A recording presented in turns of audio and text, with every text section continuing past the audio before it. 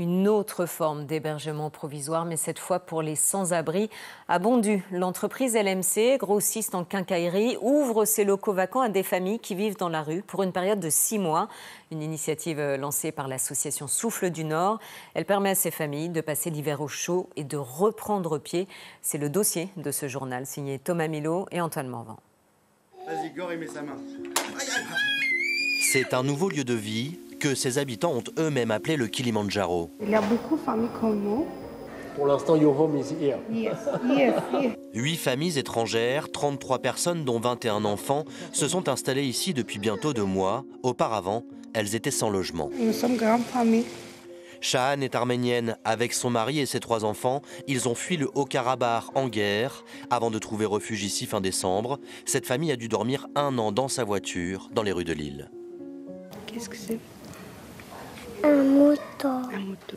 Si par exemple il fait trop froid, les enfants dorment en différentes familles, mais nous avec mon mari, moi et mon mari dormons dans la voiture. Mais après, nous trouvons cette chance. Chaque nuit, chaque matin, je dis merci pour cette place parce que avant, je ne peux pas imaginer pour une place comme ça. Ce sont ces anciens bureaux devenus vacants qui ont été aménagés en logement. Tout le mobilier nécessaire a été donné par des entreprises de la métropole lilloise. Les occupants sont accompagnés quotidiennement par des bénévoles et des travailleurs sociaux. Gore, c'est un peu celui qui fait le lien entre tous les enfants. C'est François Bouy qui a mis ses locaux à disposition de sans-abri.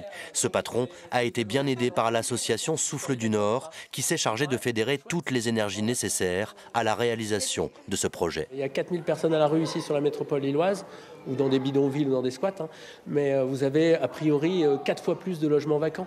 Et des bureaux aussi, des promoteurs immobiliers qui ont un tas de choses inoccupées. Donc moi je lance juste un appel, venez, voyez et agissez à votre tour, parce qu'au fond c'est pas très compliqué quand tout ce collectif se met en marche. On a mis en place une équipe qui est justement est là pour ça, pour que les propriétaires se posent aucune question, qui se disent tiens j'ai un bien vacant, j'ai envie de rendre l'inutile utile dans une dimension solidaire. En fait le propriétaire, c'est pas lui qui va trouver le cadre juridique pour le faire, orienter les bonnes personnes dans les dispositifs. Donc en fait nous c'est ce qu'on fait. Un dispositif qui sécurise notamment ses enfants, comme Gore qui n'a plus à dormir dans une voiture. Maintenant, je sais que j'ai un lit, j'ai une place qui est chaude et j'ai quelque chose à manger. Et j'ai une maison.